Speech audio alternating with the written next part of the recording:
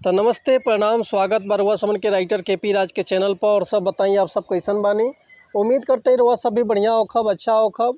तो रउआ समन खातिर लेके आ गए बानी बिल्कुल ज़बरदस्त, बिल्कुल ब्लास्ट, बिल्कुल खतरनाक प्रेमी प्रेमिका के लव स्टोरी संग। उम्मीद करते रउआ समन के कि बेहद पसंद आई। अगर एकरा के रउआ नया म्यूजिक बनवा के बढ़िया से गायकी कहतनी तो 100% बाकी गाना और मार्केट में ब्लास्ट करी। लेकिन ऐसे पहले रउआ समन से कहल चाहब कि अगर रउआ गायकी में इंटरेस्ट बा, गायकी में कदम रखले बानी आ गायकी कल चाहत नहीं, रउआ के बढ़िया बढ़िया मेटर नहीं मिलत, बढ़िया गाना नहीं मिलत, बढ़िया से तुकबंदी नहीं मिलत, बढ़िया रउआ के म्यूजिक नहीं मिल पाओ, तो रउआ अगर हमारा चैनल पर आ गए बन तो रउआ समन के निराश भइला के जरूरत नहीं है। काहे से कि रउआ समन खातिर हम हर एक प्रकार के सॉन्ग लिखिले, हिंदी होके चाहे भोजपुरी होके, चाहे रउआ कोनो भी ट्रैक पर भोजपुरी गाना लिखवा सकिले। लव सॉन्ग, ऑर्केस्ट्रा सॉन्ग, बेवफाई सॉन्ग, पूर्वी, निर्गुण, भजन, लोकगीत, लयदारी, रंगदारी, जातिवाद संग, चाहे जिला स्पेशल संग, चाहे बोल बम के गाना, चाहे विवाह गीत, चाहे विदाई गीत, चाहे वो अपना मन पसंद के कोनो भी गाना भोजपुरी में लिखवा सकिले, वो बिल्कुल चीज़ चार्ज पर।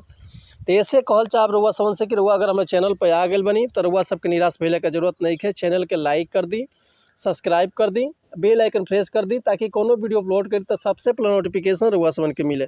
अगर वीडियो रउआ सबके अच्छा लगा था तो वो प्यारा से कमेंट कर दी। चलिए देर ना करते हुए आज के मीटर देखल जा कैसे बा, का एकर लय बा, का एकर धुन बा, ये रउआ समन के हम गा के बताओ तनी। उम्मीद करते रउआ सबके बेहद पसंद आई।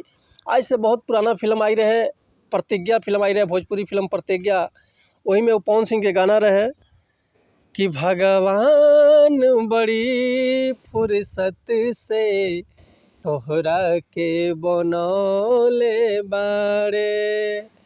यही ट्रैक पर हुआ समन खातिर लेके आ गए बनी बिल्कुल ज़बरदस्त, बिल्कुल ब्लास्ट, बिल्कुल खतरनाक मेटर भोजपुरी लव स्टोरी संग। तो चलिए देखिए आज के गाना कैसे बा कि धन्य हो गई नी पाई तोहरा के खुशी तू दिहल मोहे, कि धन्य हो गई नी पाई तोहरा के खुशी तू दिहल मोहे, भगवान तो हो के खुश राखस लग जाए उमरिया हमरो तो है, भगवान तो हो के खुश राखस लग जाए उमरिया हमरो तो है।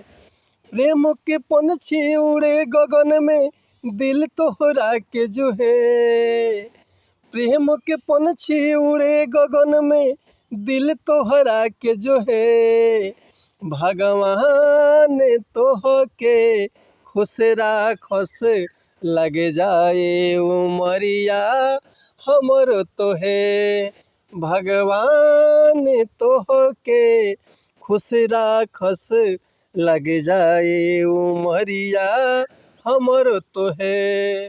तो उम्मीद करते मेटर हुआ सबके बेहद पसंद आयल है।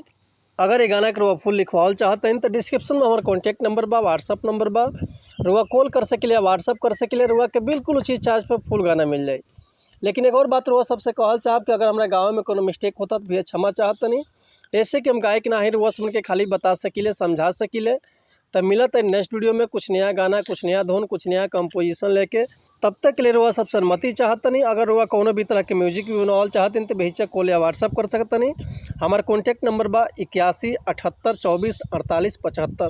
तो रुआ कॉल या व्हाट्सअप कर सकते नहीं। तो मिलत है नेक्स्ट वीडियो में, तब तक के लिए नमस्कार, प्रणाम, जय हिंद, जय भारत, जय भोजपुरी।